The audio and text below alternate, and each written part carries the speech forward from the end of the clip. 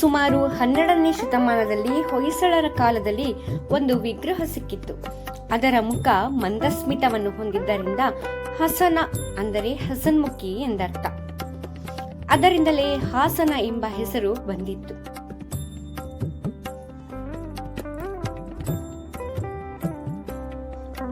ಅಮ್ಮ ಇಲ್ಲಿ ಸದಾ ಮಂದಸ್ಮಿತೆಯಾಗಿರುವ ಕಾರಣ ಆಕೆಯನ್ನು ಹಾಸನಾಂಬ ದೇವಿ ಎಂದು ಕರೆಯುತ್ತಾರೆ. ಮೊದಲೆಲ್ಲ ವರ್ಷ ಪೂರ್ತಿ ಹಾಸನಾಂಬೆ ದರ್ಶನ ಇತ್ತಂತೆ. ಆದರೆ ಆ ಸಮಯದಲ್ಲಿ ತಾಯಿಗೆ ವಿಶ್ರಾಂತಿಯೇ ಇಲ್ಲದಂತೆ ಆಗಿ ಹೋಗಿತ್ತು.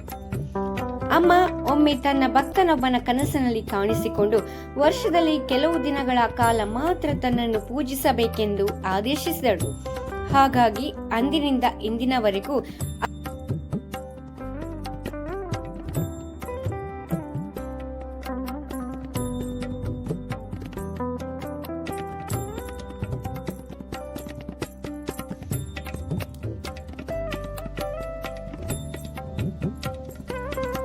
ಬಾಗಿಲು ತೆಗೆಯುವ ದಿವಸ ಹಾಸನದಲ್ಲಿರುವ ಎಲ್ಲ ತಳವಾರ ಮನೆತನದವರು ದೇವಿಯ ಗರ್ಭಗುಡಿಯ ಎದುರಿಗೆ ಬಾಳೆಕಂದನ್ನು ನೆಟ್ಟು ಹಾಸನಾಂಬೆಯನ್ನು ಭಕ್ತಿಯಿಂದ ಭಜಿಸುತ್ತಾ ಬಾಳೆಕಂದನ್ನು ಕತ್ತರಿಸಿದ ನಂತರವೇ ದೇವಿಯ ಬಾಗಿಲನ್ನು ತೆಗೆಯುವ ಸಂಪ್ರದಾಯವಿದೆ.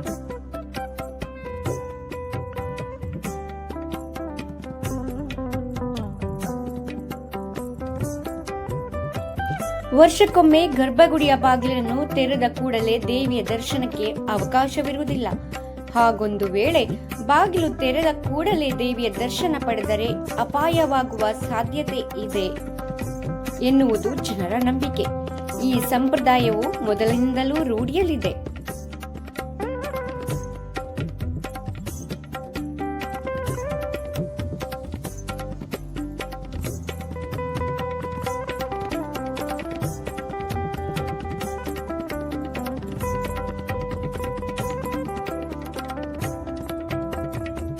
ಹಾಸನಾಂಬ ದೇವಾಲಯವು ಸುಮಾರು 800 ವರ್ಷಗಳಷ್ಟು ಹಳೆಯದಾದ ಇತಿಹಾಸವನ್ನು ಹೊಂದಿದೆ.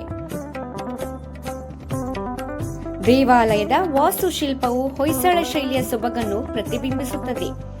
ದೇವಸ್ಥಾನದ ಗರ್ಭಗುಡಿ, ನವರಂಗ, ಮುಖಮಂಟಪ, ಪ್ರದಕ್ಷಿಣಾ ಪಥ ಮುಂತಾದ ಭಾಗಗಳು ಈ ದೇವಾಲಯದಲ್ಲಿ ಸುಂದರವಾಗಿ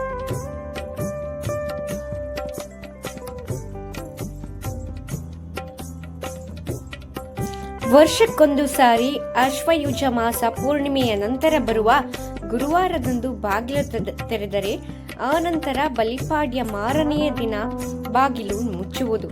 ಪುನಃ 1 ವರ್ಷದ ಕಾಲ ದೇವಿಯರ ದರ್ಶನ ಸಿಗುವುದಿಲ್ಲ. ಹಾಸನಾಂಬ ದೇವಿಯ ವಿಶೇಷವೆಂದರೆ ನಂಬಿದ ಭಕ್ತರ ಹರಕೆಗಳನ್ನು ತೀರಿಸುವುದು ಹಾಗೂ ಅವರ ಜೀವನದಲ್ಲಿ ಹೊಸ ಬೆಳಕು ನೀಡಿ ಕಷ್ಟ ಕಾರ್ಪಣ್ಯಗಳನ್ನು ಪರಿಹರಿಸುವುದು. ಹಾಸನಾಂಬ ದೇವಿಯ ಬಾಗಿಲು ತೆಗೆಯುವ ಸಮಯ ಬಂದಿತೆಂದರೆ ಜಿಲ್ಲೆಯ ಎಲ್ಲ ಮೂಲೆಗಳಿಂದ ಭಕ್ತಾದಿಗಳು ದೇವಿಯ ದರ್ಶನಕ್ಕೋಸ್ಕರ ಸಾಲು ಸಾಲಾಗಿ ನಿಂತು ದರ್ಶನ ಮಾಡುವ ನೋಟವು ಜಾತ್ರೆಯಂತೆ ಕಾಣುತ್ತದೆ.